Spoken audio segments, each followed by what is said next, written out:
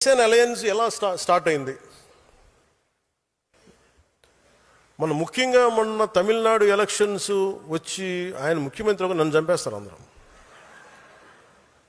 దాని పరిస్థితులు వేరు, మన పరిస్థితులు వేరు.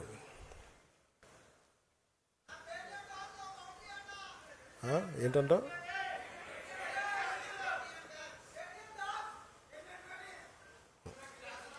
అంటే ఎందుకు చెప్తా అంటే దాని పరిస్థితులు వేరు, మన పరిస్థితులు వేరు.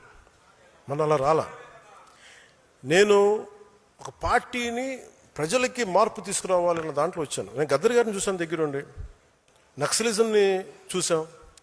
ఒక ఆశయాన్ని నమ్మి వెళ్ళిపోయి చాలా బలమైన యువత చనిపోతే చాలా బాధ కలిగింది. అంటే ఒక భావజాలాన్ని తీసుకెళ్లేటప్పుడు పదవులు వీటన్నిటికంటే కూడా భావజాలాన్ని పట్టుకోవాలని ఒక దాంతో దాకా తీసుకొచ్చాను. ఇది తీసుకొచ్చినప్పుడు అంటే నేను ఇక్కడ ఉన్న నాయకులందరూ ఉన్నారు. మీ అందరికీ మొన్న ఎలక్షన్ తర్వాత మీ అందరూ ఒక మైండ్లో ఒకటి ఉంది. ఆ రోజే కనుక 2024లో మీరు తెలుగుదేశం వెళ్ళకుండా ఉంటే చాలా బాగుండేది అని నేను నా చెవులు ఊదర కొట్టేస్తున్నాను. నేను దానికి కారణం చెప్తా. అంటే నేను చాలా ఆలోచించి తీసుకున్న నిర్ణయం.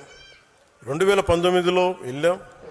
వాటన్నిటితో పాటు నాకు ఆ రోజు చాయిస్ ఉండింది ఒంటరికి వెళ్ళడానికి. ఎందుకంటే దానికి ముందే మనం మచిలీపట్నం చేసాం, 10 లక్షల మంది వచ్చారు జనం. ఒక కష్టపడి పని ఆయనతో నాకు ఆయన కొన్ని అంశాలను నేను కొన్ని విభేదించుండొచ్చు. కొన్ని అంశాలతోటి నేను కూర్చోబెట్టి మాట్లాడతాను ఈ రోజుకి. అలాంటిది ఆయన జైల్లో పెట్టినప్పుడు అది ఒక కీలకమైన పరిస్థితి అది. ఎందుకంటే ఆంధ్రప్రదేశ్కి ఎప్పుడూ సమస్య.